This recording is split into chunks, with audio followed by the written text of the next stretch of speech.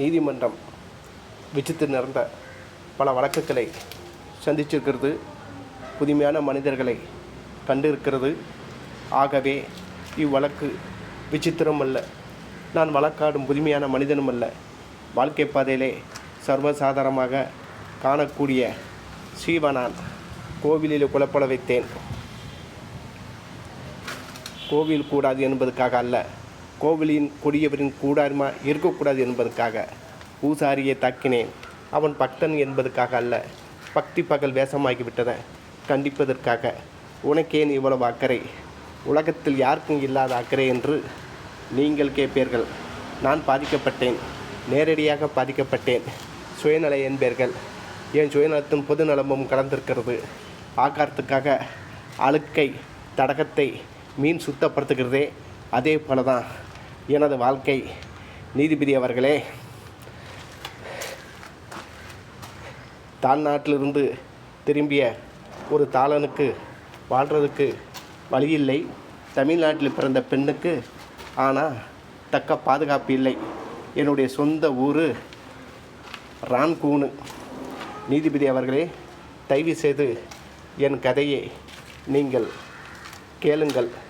இதோ உங்கள் முன் நிற்கிறாளே இந்த சாலக்காரி,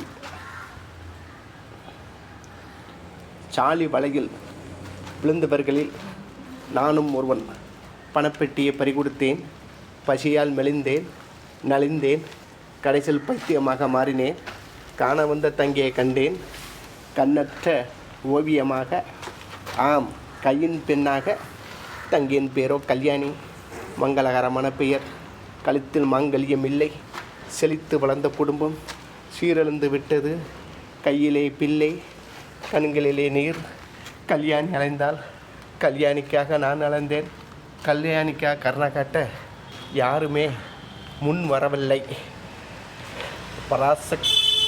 முன் வரவில்லை. உலகமாதாவின் பேரால், பராசக்தியின் பேரால் இதோ உங்கள் முன் நிற்கிறானே இக்கொடியவன் வேணு. என் தங்கை கல்யாணியை கற்பழிக்க முயன்றான். நான் தடுக்காவிட்டால் கல்யாணி அப்போதே தற்கொலை செய்து கொண்டிருப்பாள். குழந்தையை கொண்டது ஒரு குற்றம், நான் பூசாரியை தாக்கியது ஒரு குற்றம். இத்தனை குற்றத்தையும் நான் மறக்கப் போவதில்லை, சத்தியமாக மறக்கப் போவது இல்லை.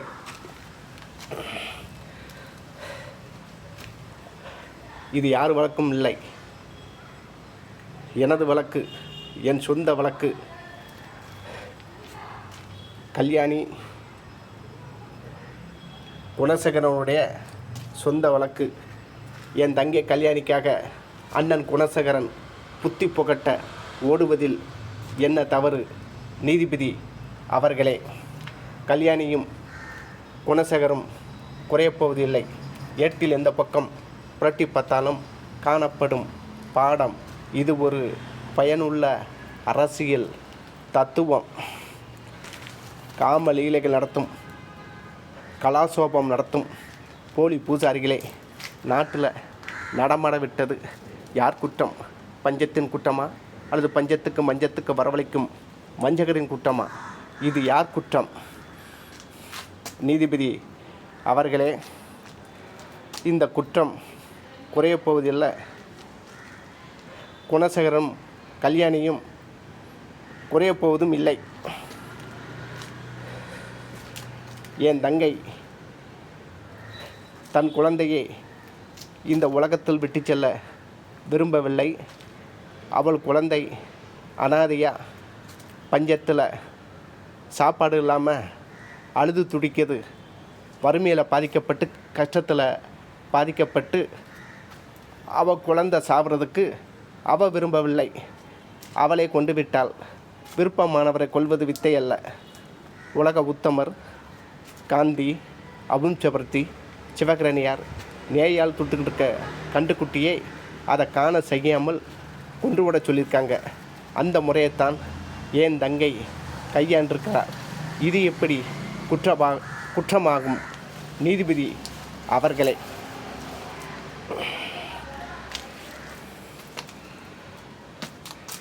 என் தங்கை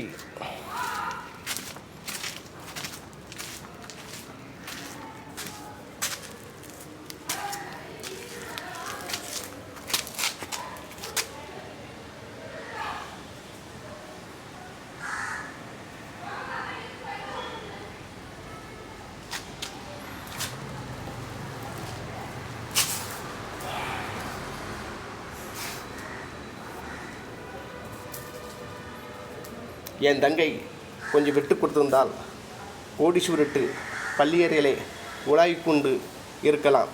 இதைத்தான இந்த நீதிமன்றம் விரும்புகிறது.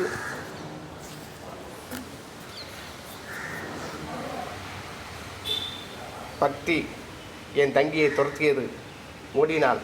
வறுமை கஷ்டம் துன்பம் துயரம் என் தங்கையை துரத்தியது ஓடினாள்.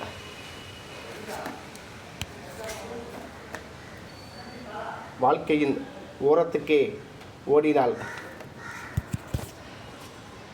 வாட்டத்தை போக்கிருக்க வேண்டும். வறுமை கஷ்டம் துன்ப துயரத்தை போக்கியிருக்க வேண்டும். வாழ விட்டார்களா என் கல்யாணியை சட்டத்தை நீட்டுவோர்? கல்யாணி, நான் தான் உன்னுடைய சொந்த அண்ணன் குணசேகரன். நான் தாம்மா. இவன் உன்னுடைய சொந்த அண்ணனா? கிறுக்கண்ணான்னு கூப்பிடுவேன். இவர் என்னுடைய சொந்த அண்ணன் கிடையாது. கிறுக்கண்ணா லூசண்ணான் தான் நான் கூப்பிடுவேன். நீதிபதி அவர்களே. கல்யாணி, நான் தான் ரான்கூனிலிருந்து உன்னை பார்க்க வந்த குணசேகரன். நான் தான் கல்யாணி, உன்னுடைய சொந்த அண்ணன் குணசேகரன். நான் தாம்மா. நீதிபதி அவர்களே, என் தங்கைக்கு கல்யாணிக்கு எந்த தண்டனையும் கொடுக்காதங்க. எந்த தண்டனை வேண்டுமானாலும் எனக்கு கொடுங்க. தாய்மையுடன் நீதிபதி அவர்களே, உங்கள் இடத்தில் நான் மரியாதையோடு கேட்டுக்கொள்கிறேன். எனக்கு என்ன தண்டனை வேண்டுமானாலும் எனக்கு கொடுங்க. நீதிபதி அவர்களே, என் தங்கை கல்யாணிக்கு எந்த தண்டனையும் கொடுக்காதங்க.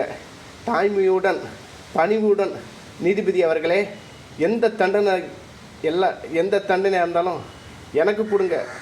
தாய்மையுடன் பணிவுடன் நீதிபதி அவர்களே உங்களோட கேட்டுக்கொள்கிறேன்.